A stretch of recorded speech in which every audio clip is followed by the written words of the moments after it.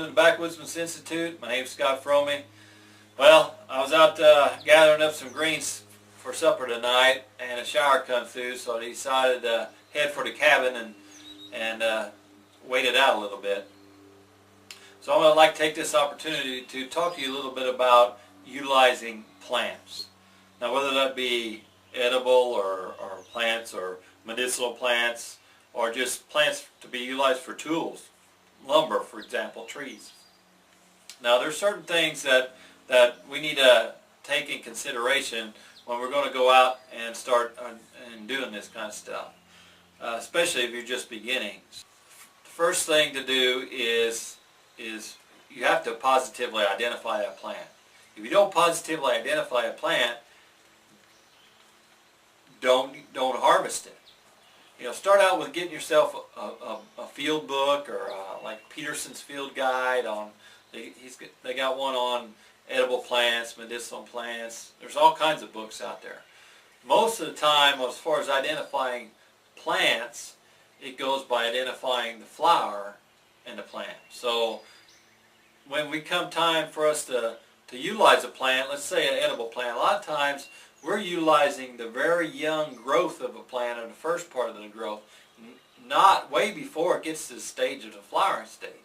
So what you're going to have to do is have the field guide available, or once you pick a plant that is flowering, identify it, identify the leaves, and then study it. And you may have to know that, hey, this plant, watch it all year long and all the different phases of growth till you learn it all. Let's take poke for instance. Everybody kind of knows about poke salad or poke. Well, poke, once it gets to a certain stage of growth, is not very edible. In fact, it's not very good for you. You really have to watch how you prepare it. Poke is something that is when it's in the very early growth stages. So a lot of times when you identify poke, it's during the summer months when it's got the big stalk on it and it's got the dark berries on it. You know, okay, go ahead and identify the plant then, but then watch it through this entire growth period, even when it starts coming up in the spring and watching it. It may take several years to learn a plant. That's fine. You can't possibly learn it all in one growth period, or 1 year.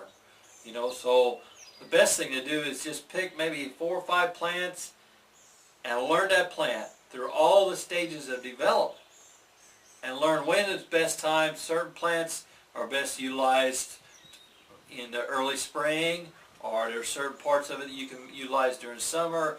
That's the type of stuff that you're going to have to learn.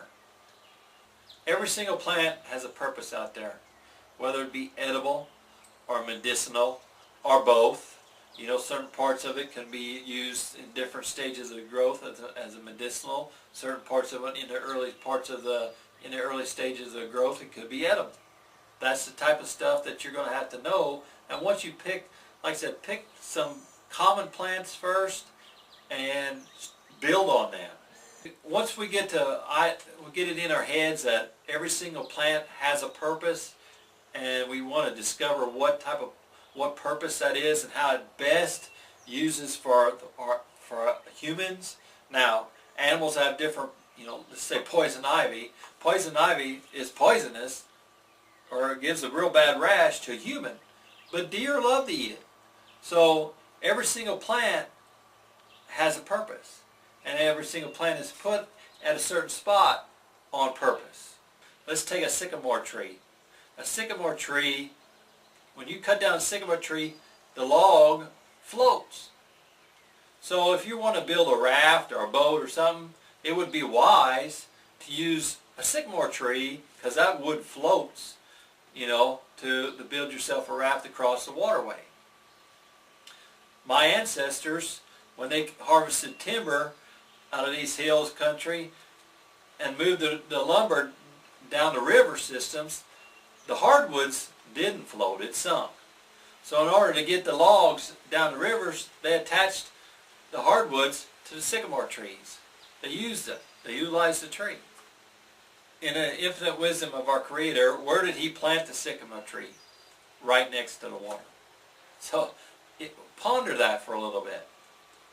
I get a lot of enjoyment out of harvesting from nature, whether it be timber or whether it be edibles or hunting or fishing, and that's what kind of drives me to learn more and more and more about it. So like I said, and I know a lot of you all have the same type of passion and the same type of love for the outdoors and enjoy harvesting from the outdoors. So like I said, my tip to you is when it comes to plants, just pick a few of them and learn them all the way through, and then move on to the next 4 or 5 plants and the next and the next, and build on that. Don't try to learn it all at one time. It's too overwhelming. You can spend a lifetime learning this stuff. Another thing that I want you to take into consideration when you're going to be harvesting, especially when you're harvesting edibles or medicinal plants, especially for ingestion purposes, is the area that you're harvesting out of. Don't harvest in contaminated areas or contaminated waterways. A lot of the chemicals or toxins that are in a polluted area can be stored up into the plants, and when we ingest it, we're actually taking those pollutants into our body, and we don't want to do that for sure. Stay away from roadways. Why is that? Well, because it wasn't that long ago when gasoline was leaded. Everything's unleaded now, but it was a time when it was leaded, and a lot of that lead from the exhaust and stuff settled in along the roadway. It's a shame because a lot of the roadways have a lot of edible plants and a lot of plants to be utilized, but like I said, avoid those areas unless you're in a survival situation. Stay away from that. It looks like the shower's kind of over with, so I'm going to get back to gathering up some greens for supper. But like I said, go out there, pick you just 4 or 5 plants and learn them. And watch where you harvest them out of. So once you do that, and utilize them, how can you possibly learn what a plant is or what good a plant does unless you actually, if you're going to want to learn an edible, you're going to have to learn how to prepare that edible and to consume it. Once you do that, that knowledge of that plant will stick with you a long time. So go out there. There's a whole world out there that a majority of the people are missing out on. So go out there and learn a few plants and keep building on that knowledge and pass it on to somebody else. So with that, I'll catch you out in the woods.